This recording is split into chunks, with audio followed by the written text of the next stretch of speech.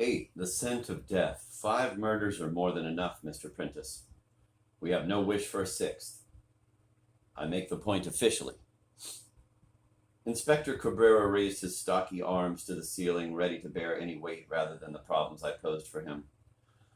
Already I represented one seminar too many to this thoughtful young detective, as if I had personally decided to test to destruction all the lessons in the psychology of victimhood given to him by his instructors at the police academy. I understand, Inspector, but perhaps you'd speak to the man who attacked me. I appreciate your coming here. Good, Cabrera turned to Paula Hamilton as she fretted with the orthopedic collar around my neck, asking her to witness his formal warning. He spoke tersely to me. Your brother's trial is in 3 months' time. For the present, go back to England. Go to Antarctica. If you stay, you may provoke another death, this time your own. I sat in Frank's leather armchair, my fingers kneading the soft clubman's leather. I nodded my agreement to Cabrera, but I was thinking of the strip of far tougher hide that had driven the blood from my brain. Paula hovered beside me, one hand on my shoulder and the other on her medical valise, unsure of my state of mind. Any resemblance between Frank and myself had been erased by the attempt on my life and my light-hearted refusal to accept that someone had tried to kill me. You say officially, does that mean that I'm being formally expelled from Spain? Of course not. Cabrera scoffed at this, refusing to play my verbal games. Expulsion is a matter for the minister and the Spanish courts. You can stay as and when you wish. I'm advising you, Mr. Prentice, as a friend. What good can you do here? It's regrettable, but your brother refuses to see you. Inspector, he may change his mind now. Even so, his trial will not be affected.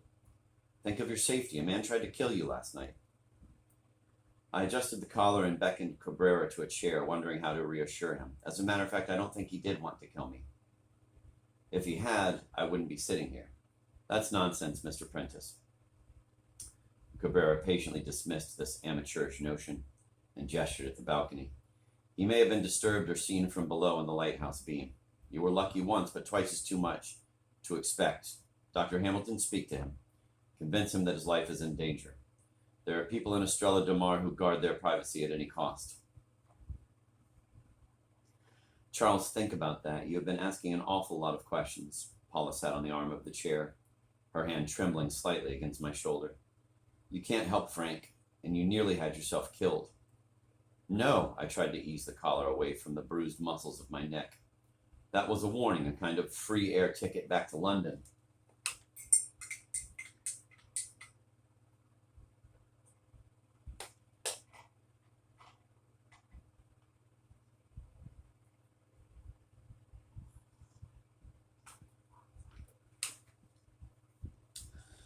Cabrera pulled up a straight-back chair and straddled the seat, resting his arms on the back as if examining a large and obtuse mammal. If it was a warning, Mr. Prentice, you should listen to it. You can turn over one stone too many. Exactly, Inspector. In a way, it's the breakthrough I've been waiting for. It's clear I provoked someone, almost certainly the Hollinger's killer. You didn't see the man's face or recognize his shoes or his clothes, his aftershave? No, he seized me from behind. There was a strange smell on his hands. Perhaps some sort of special oil that professional stranglers use. He must have carried out similar attacks before. A professional killer. It's remarkable that you can talk at all. Dr. Hamilton says your throat isn't damaged. It's hard to explain, Inspector. Lips pursed, Paula pointed to the bruises on my neck left by the assailant's fingertips. The attack had shocked her. Usually so quick-witted and never at a loss for a word, she was almost silent. By leaving me alone in the apartment, she had made herself partly responsible for my injuries. Yet she seemed unsurprised by the assault, as if expecting it to take place. Speaking in her flat, lecture-room voice, she said, in cases of strangulation, the voice box is almost always crushed. In fact, it's difficult to strangle someone to the point of unconsciousness without doing serious structural damage to the nerves and blood vessels. You were lucky, Charles. If you blacked out, that was probably because you hit your head on the floor. Actually, I didn't. He lowered me there quite gently. My throat's very sore. I can barely swallow. He used a peculiar grip on my neck, like a skilled masseur. The strange thing is that I feel slightly high. Post-traumatic euphoria, Cabrera commented, at last slotting one of his psychology seminars into place. People who walk from plane crashes are often laughing. They call taxis and go home. When Cabrera first arrived at the apartment and found me sitting on the balcony, reassuring Paula that I was well, he obviously suspected that I had imagined the assault. Only when Paula showed him the bruises to my jaw and neck, the clotted blood and the swollen veins, did he accept my account. I had regained consciousness in the small hours of the morning and found myself lying on the balcony among the overturned plants, my wrists tied to the table frame by the belt of my slacks. Barely able to breathe, I lay on the cold tiles as the lighthouse beam swept the gray dawn. When my head cleared, I tried to recall any detail of my attacker. He had moved with the swiftness of a specialist in unarmed combat, like the Thai commandos I had seen in action at a passing out parade in Bangkok, demonstrating how to seize and kill an enemy sentry. I remembered his heavy knees and strong thighs clad in some kind of black cord, and the cleated soles that sucked at the stone floor, the only sound apart from my strangled gasps. I was certain that he had been careful not to injure me, avoiding the large vessels in my larynx, and applying only enough pressure to suffocate me. Beyond this, there was little to identify him. There was a waxy but astringent smell on his hands, and I guessed that he might have ritually bathed himself.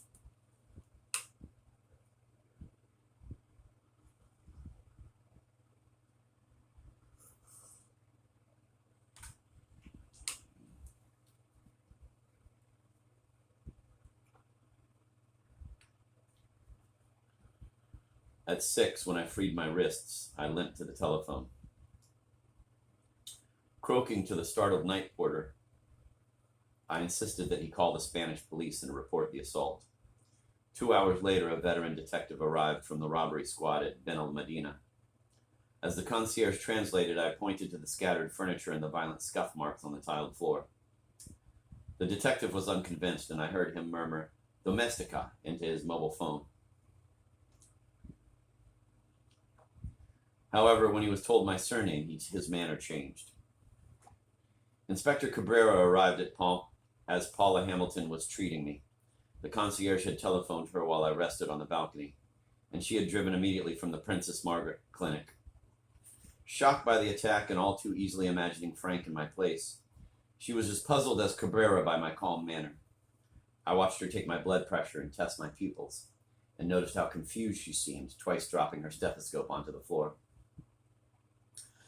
Despite her concern, I felt stronger than I expected. The attack had revived my flagging confidence. For a few desperate moments, I had grappled with a man who might well be responsible for the Hollingers' deaths.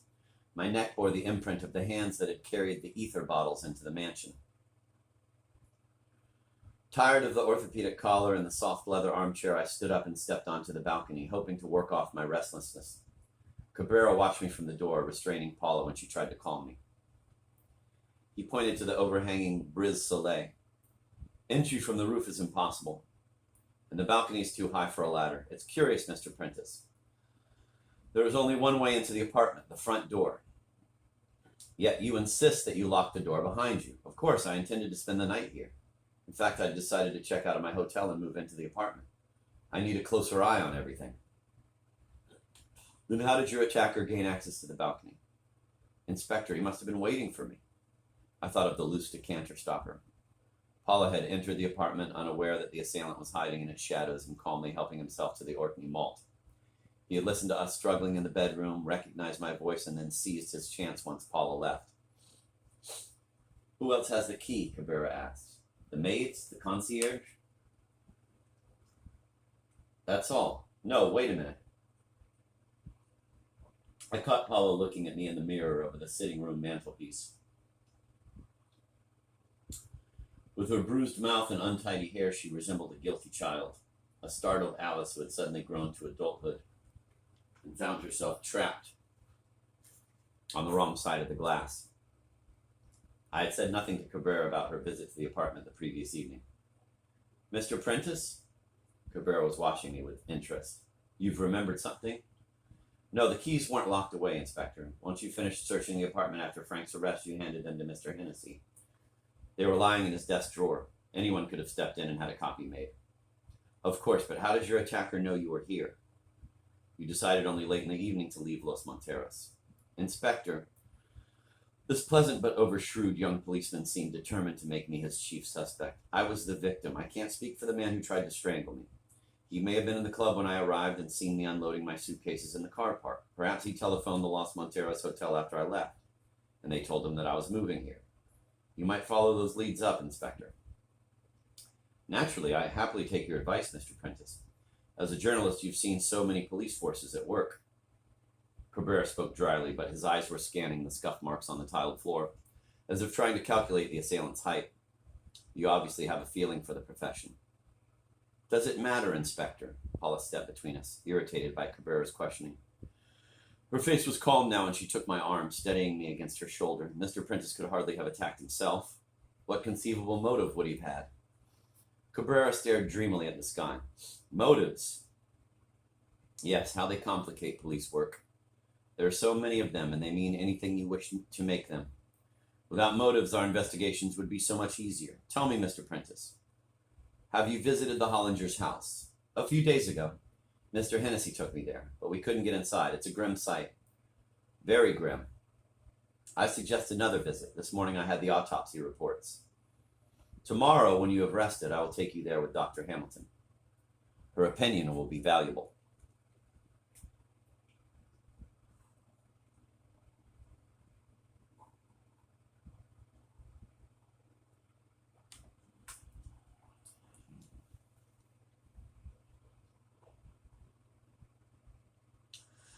I passed the afternoon on the balcony, my neck chafing inside the orthopedic collar, my feet resting on the scuffed floor. In the soil scattered from the plant tubs, a demented geometer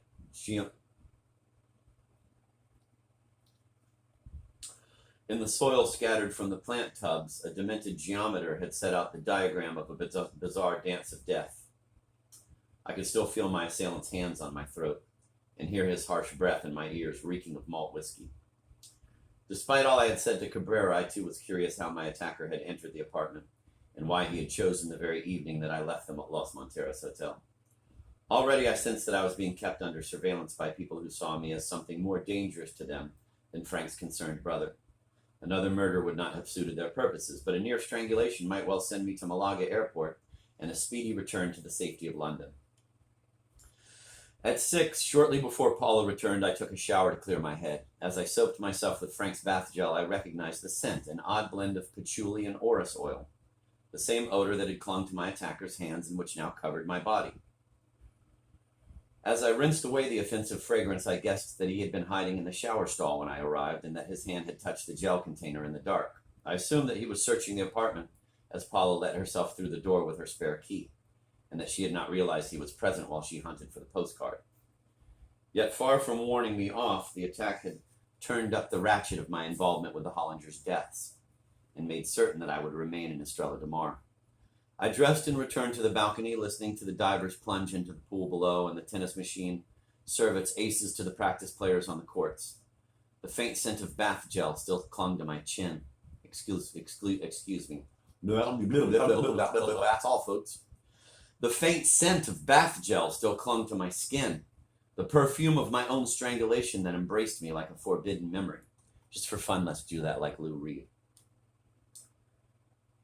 The faint scent of bath gel still clung to my skin, the perfume of my own strangulation that embraced me like a forbidden memory.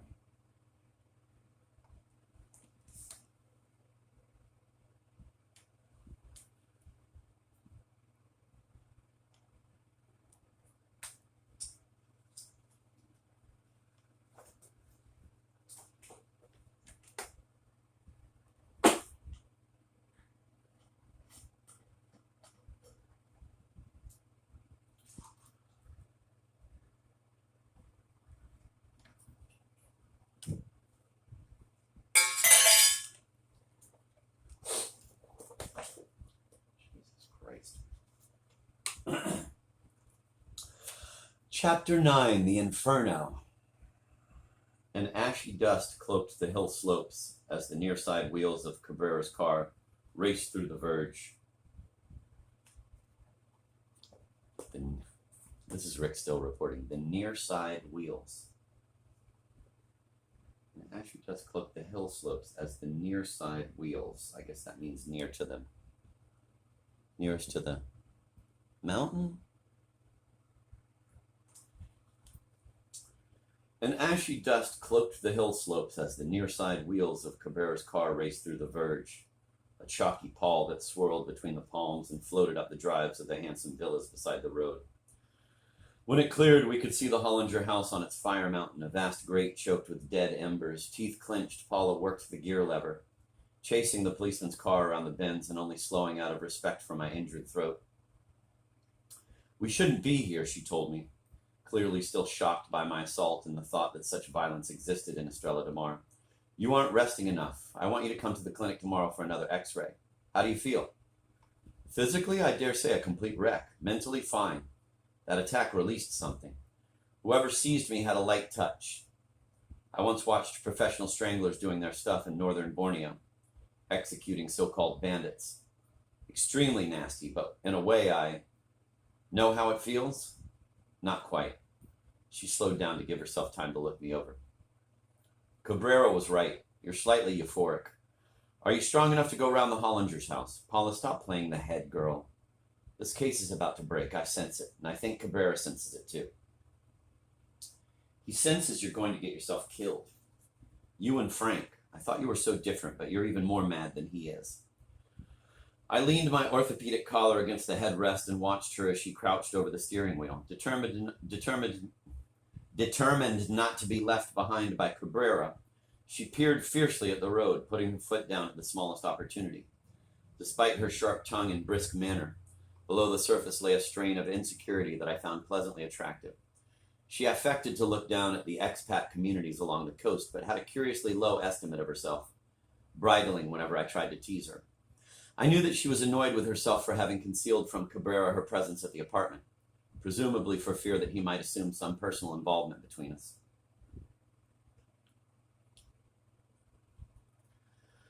Miguel, the Hollinger's morose chauffeur, was opening the gates when we caught up with Cabrera. The wind had disturbed the ash that lay over the gardens and tennis court, but the estate was still bathed in a marble light, a world of glooms glimpsed in a morbid dream. Death had arrived at the Hollingers and decided to stay, settling her skirts over the shadowy pathways. This fucking guy.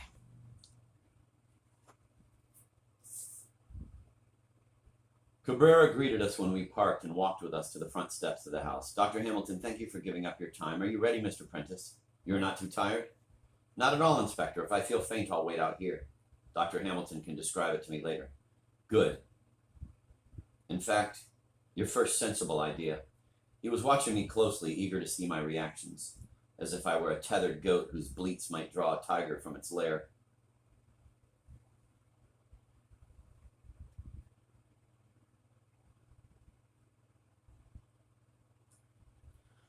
I was sure that by now he had no wish to see me return to London. "Now," Cabrera turned his back on the heavy oak doors, still sealed by their police tapes, and pointed to the gravel path that led around the southwest corner of the mansion to the kitchen and garages. "The hall and the downstairs rooms are too dangerous for anyone to enter. I suggest, therefore, that we follow the path taken by the assassin. This way we will see events in the order they took place. It will help us to understand what happened on that evening and perhaps read the psychology of the victims and their murderer." Enjoying his new role as stately home tour guide, Cabrera led us around the house. The Hollinger's blue vintage Bentley stood outside the garage, the only clean and polished entity in the estate. Miguel had washed and waxed the limousine, buffing the huge wings that flared above its wheels.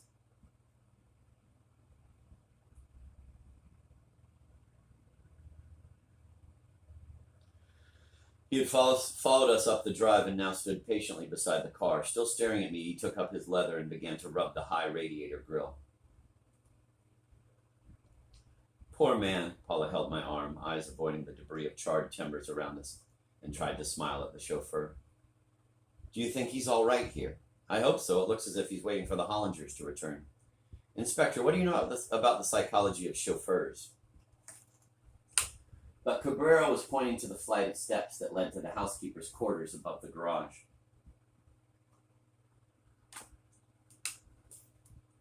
A wrought iron gate beside the entry door opened onto the blighted hillside where the lemon orchard had once flourished.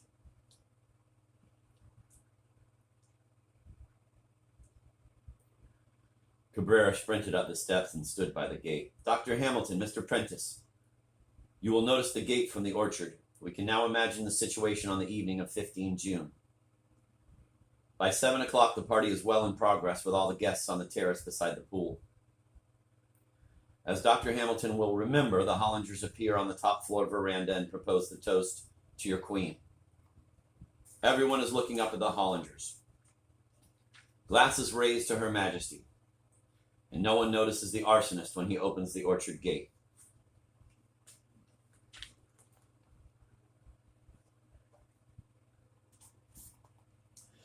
Cabrera skipped down the staircase. Cabrera skipped down the staircase and stepped past us to the kitchen entrance. He took a set of keys from his pocket and unlocked the door. I appreciated his tactful use of the term arsonist, though I suspected that the tour was designed to rid me of my faith in Frank's innocence. Inspector, Frank was mingling with the other guests on the terrace. Why would he leave the party and hide in the orchard? Dozens of people talked to him by the pool. Cabrera nodded his sympathy at this. Exactly, Mr. Prentice, but no one remembers speaking to him after 6:45. Did you, Dr. Hamilton? No, I was with David Hennessy and some friends. I didn't really see Frank at all. She turned away and stared at the gleaming Bentley, pressing the faded bruise on her mouth as if willing it to return. Perhaps he didn't go to the party? Cabrera firmly dismissed this. Many witnesses spoke to him, but none after 6:45. Remember, the arsonist needed to park his incendiary materials close at hand. No one would notice a guest walking up the steps to the orchard. Once there, he collects his bombs, 3 bottles filled with ether and gasoline that he buried the previous day in a shallow excavation 20 meters from the gate.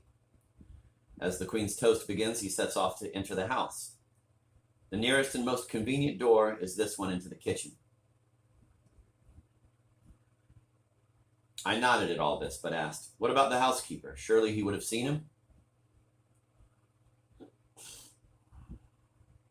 What about the housekeeper? Surely she would have seen him. No, the housekeeper and her husband were by the terrace, helping the temporary staff to serve the canapes and champagne. They were raising their glasses to Her Majesty and saw nothing. Cabrera pushed back the door and beckoned us into the kitchen. A brick-built annex to the main house, it was the only part of the structure undamaged.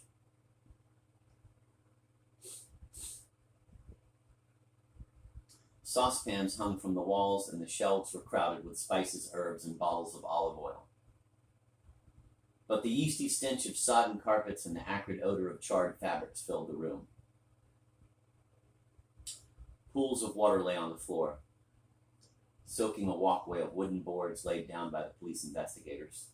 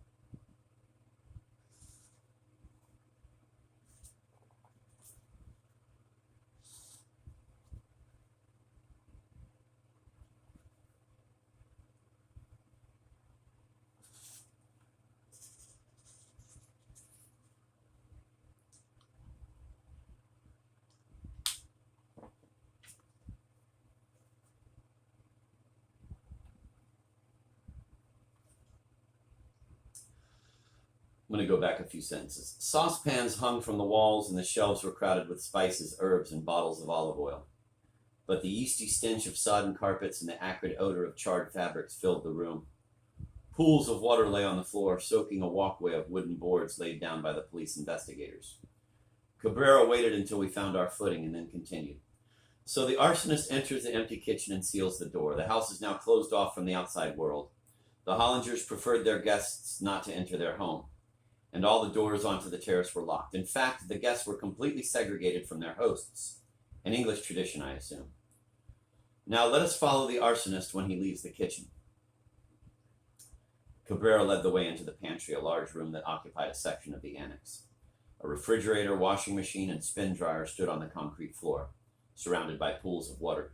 Beside a deep freezer cabinet, an inspection door opened into a head-high chamber that contained the central heating and air conditioning system. Cabrera stepped through the inspection door and pointed to the partly dismantled unit, a furnace-sized structure that resembled a large turbine.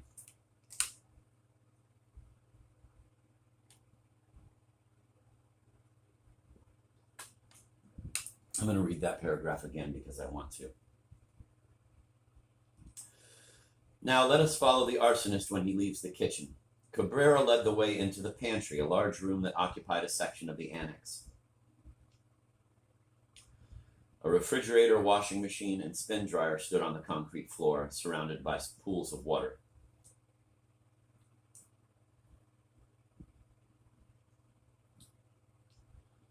Beside a deep freezer cabinet, an inspection door opened into a head-high chamber that contained the central heating and air conditioning system.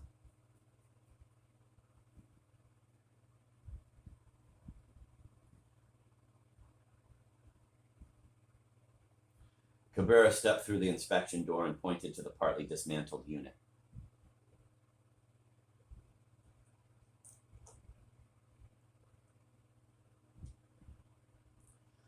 A furnace-sized structure that resembled a large turbine. The intake manifold draws air from a pipe on the kitchen roof. The air is filtered and humidified, then either cooled during the summer or heated during the winter, and finally pumped to the rooms around the house. The arsonist switches off the system. For the few minutes he needs, no one will notice. He removes the cowling of the humidifier, drains off the water, and refills the reservoir with his gasoline and ether mixture. All is now set for a huge and cruel explosion. Cabrera ushered us through the service corridor that led into the mansion. We stood in the spacious hall, looking at ourselves in the foam-smeared mirrors, visitors to a marine grotto. The staircase rose a dozen steps, then divided beneath a large baronial fireplace that dominated the hall. Tags of scorched cloth lay in the iron grate, and the ashes had been carefully sifted by the police investigators.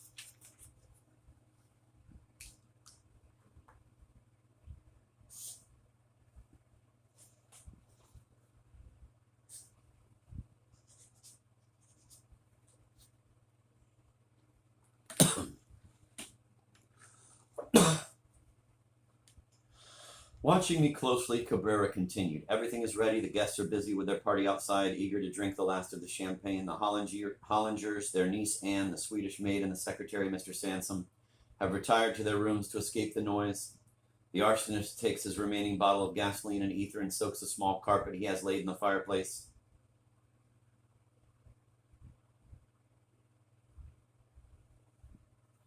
The flames leap swiftly from his match or lighter. He then returns to the pantry. As the fire on the staircase begins to rage, he switches on the air conditioning system. Cabrera paused, waiting as Paula gripped my arm to steady herself, knuckles between her teeth. It's terrible to imagine. Within seconds, the gasoline mixture is driven through the ventilation ducts. Ignited by the flames on the staircase, the rooms of the upper floor turn into an inferno. No one escapes, even though there are emergency steps that lead down to the terrace from a door on the landing. Mr. Hollinger's film library in a room next to his study adds to the blaze. That's funny because I just watched Inglourious Bastards yesterday.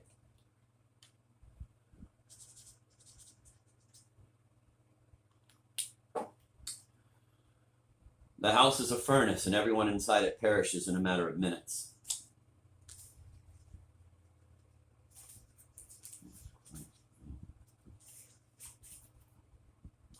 I felt Paula stumble against me and put an arm around her trembling shoulders. She had begun to cry herself, and her tears stained the lapel of my cotton jacket. She seemed about to collapse, but rallied herself and murmured, "Good God, who could do such a thing?" "Certainly not Frank, Inspector." Still supporting Paula, I spoke as calmly as I could to Cabrera.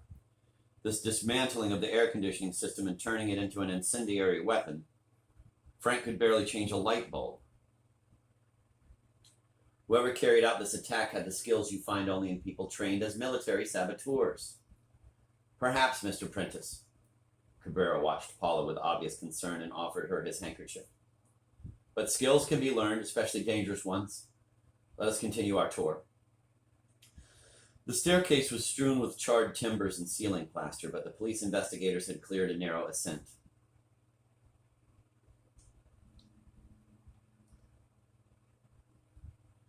Cabrera climbed the steps, hands holding the scorched banisters, feet sinking in the sodden carpet.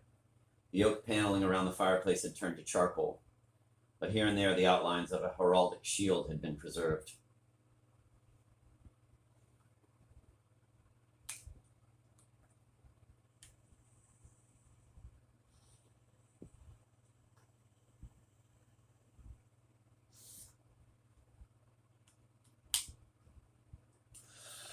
We paused on the landing, surrounded by blackened walls, the open sky above our heads. The bedroom doors had burned down to their locks and hinges, and through the empty frames we could see into the gutted rooms with their incinerated furniture. The forensic team had laid a catwalk of planks along the exposed joists, and Cabrera stepped warily towards the first of the bedrooms.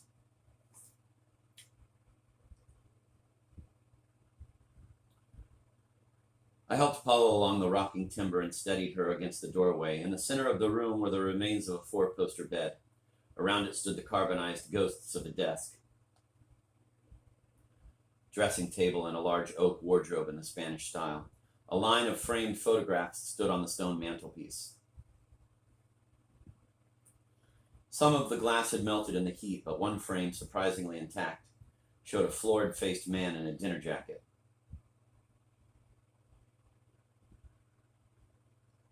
Standing at a lectern inscribed with the legend, "Beverly Wilshire Hotel." "Is that Hollinger?" I asked Cabrera, speaking in Los Angeles to some film industry audience. "Many years ago," Cabrera confirmed. "He was much older when he came to Estrella de Mar.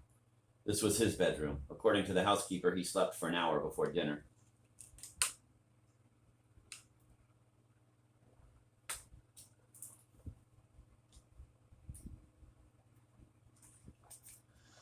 What an end. I stared at the mattress springs like the coils of a huge electric grill. I only hope the poor man never awoke. In fact, Mr. Hollinger was not in the bed. Cabrera pointed to the bathroom. He had taken refuge in the jacuzzi, probably to spare himself from the flames. We stepped into the bathroom and gazed down at the semicircular tub filled with terry water. Roof tiles lay on the floor, and the blue ceramic walls were streaked with smoke. But the room was almost intact, a tiled execution chamber. I imagined the elderly Hollinger roused from sleep as the flames leapt from the masts of his four-poster. Unable to warn his wife in her nearby bedroom and driven into the jacuzzi as a fireball erupted from the air conditioning vents. "Poor devil," I commented, "dying by himself in a jacuzzi. There's a warning there." "Possibly." Cabrera moistened his hands in the water. Actually, he was not alone. "Really, so Mrs. Hollinger was with him?" I thought of the elderly couple reclining in the jacuzzi before dressing for dinner. "In a way, that's rather touching." Cabrera smiled faintly. "Mrs. Hollinger was not here. She was in another bedroom." "Then who was with Hollinger?" "The Swedish maid, Bibi Jansen. You went to her funeral." "I did." I was trying to visualize the old millionaire and the young Swede in the water together. "Are you sure it was Hollinger?" "Of course." Cabrera turned the pages of his notebook. "His surgeon in London identified a special type of steel pin in his right hip." "Dear Jesus." Paula released my arm and stepped past Cabrera to the wash basin. She stared at herself in the cloudy mirror as if trying to identify her reflection. and then leaned on the ash-strewn porcelain, her head lowered.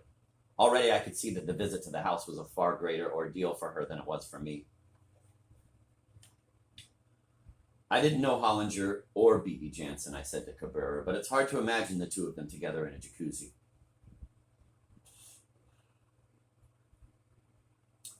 Technically, that's correct. Cabrera was still noting my responses to everything. It would be more accurate to say there were 3 of them. 3 people in the jacuzzi? Who was the third? Miss Jansen's child. Cabrera helped Paula to the door. Dr. Hamilton will confirm that she was pregnant. As Cabrera surveyed the bathroom, measuring the walls with a steel tape, I followed Paula out of Hollinger's bedroom. Crossing the catwalk of planks, we entered a small room along the corridor. Here the fire had raged even more fiercely.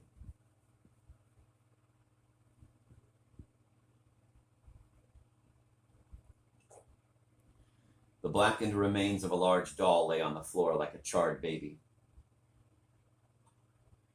But the torrent of water hosed onto the roof had obliterated all other traces of the room's occupant. In one corner, the fire had spared a small dressing table,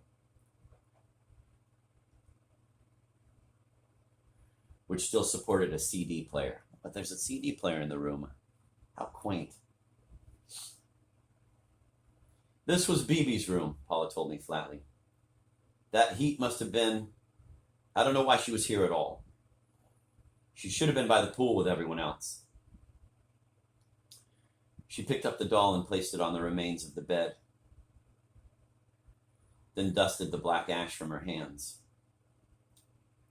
Pain and anger seemed to compete within her face, as if she had lost a valued patient as a result of a colleague's incompetence. I put my arm around her, glad when she leaned against me. Did you know she was pregnant, Paula? Yes, 4 or 5 weeks. Who was the father? I've no idea. She wouldn't tell me. Gunnar Anderson? Dr. Sanger? Sanger? Paula's fist clenched against my chest. For heaven's sake, he was her father figure. Even so, when were you last here? 6 weeks ago. She'd been swimming at night and caught a kidney chill. Charles, who would start a fire like this? Not Frank, that's for sure. God knows why he confessed, but I'm glad we came. Someone obviously hated the Hollingers. Perhaps they didn't realize how fast the fire would burn. It might have been a prank that went wrong. It's too deliberate for that. The rejigged air conditioning system. This was a serious business.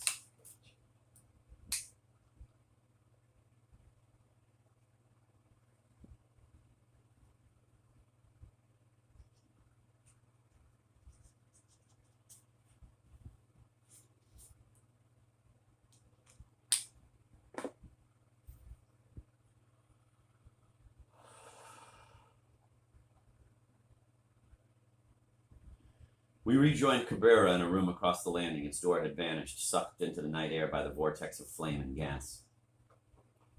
This was the room of the niece, Anne Hollinger, Cabrera explained, staring bleakly at the gutted shell. He spoke more quietly, no longer the police academy lecturer, as drained as Paula and I by the experience of visiting the death rooms. The heat was so intense she had no way of escape. Since the air conditioning had been supplying cool air, all the windows were tightly closed. The forensic team had dismantled the bed, presumably to detach the niece's carbonized remains from the debris of mattress. Where was she found? I asked. Lying on the bed? No, she too died in the bathroom. Not in the jacuzzi, however. She was sitting on the toilet. A macabre posture like Rodin's Thinker. As Paula shuddered against my arm, Cabrera added, At least she was happy when she died. We found a hypodermic syringe. What was inside it? Heroin? Who can say? The fire was too fierce for analysis. Below the window, perhaps cooled by the inrush of cold air through the shattered glass, a television set and video recorder had survived intact.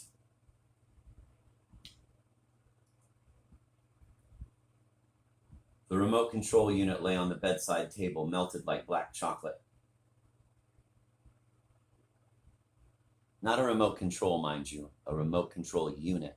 This is Rick Still reporting.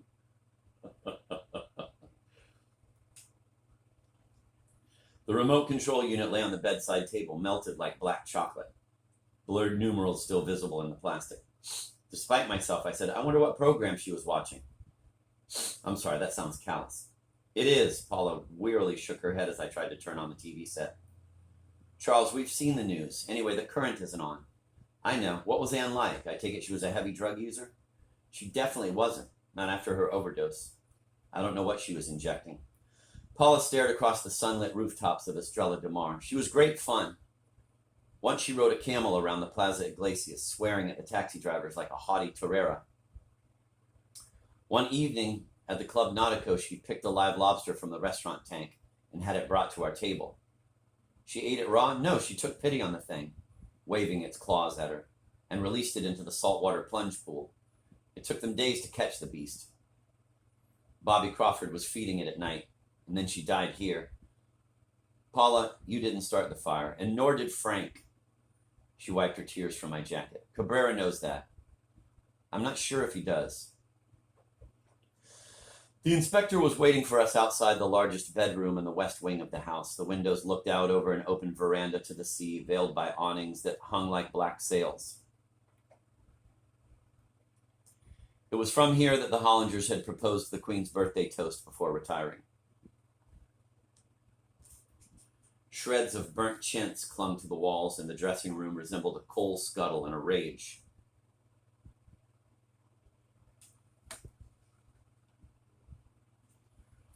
The dressing room. This is Rick Still reporting. The dressing room resembled a coal scuttle in a rage. Oh, thank you for that. Wonderful visual.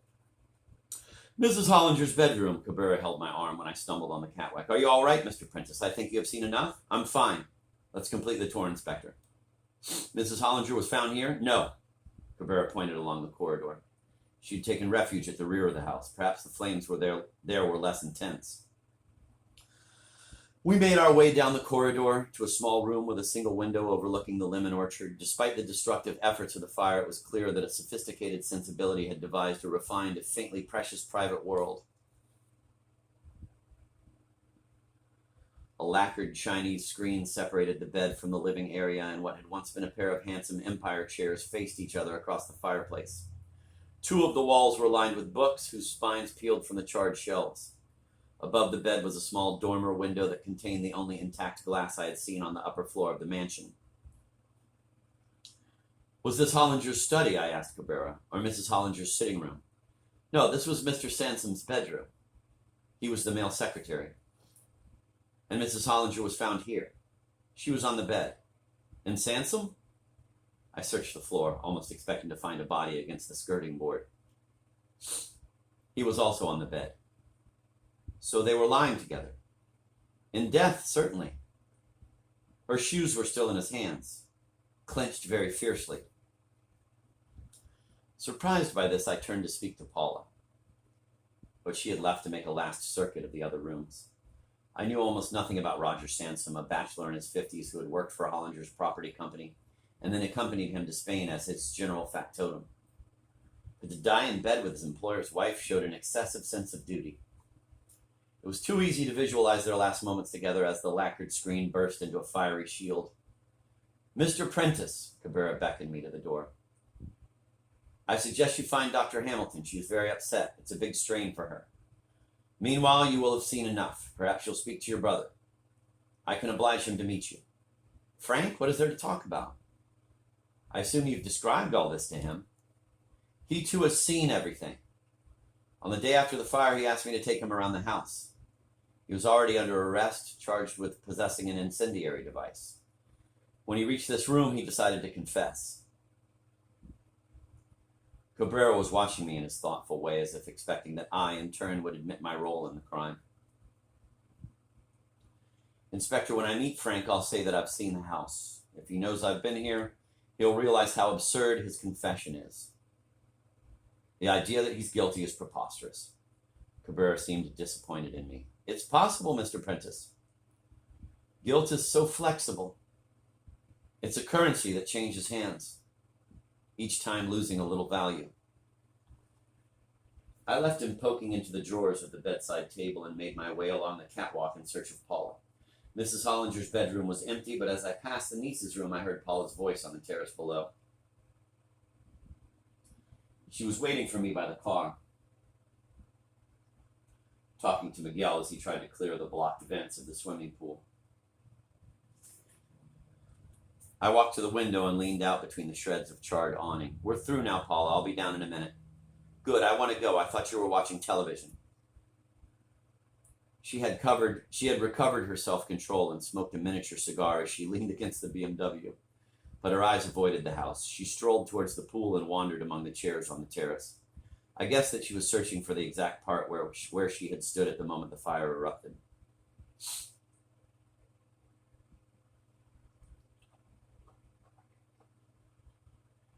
Admiring her, I rested against the sill and tried to loosen the orthopedic collar around my neck. Looking down at the TV set, I noticed that a cassette protruded from the mouth of the video recorder, ejected by the mechanism when the intense heat confused the circuitry.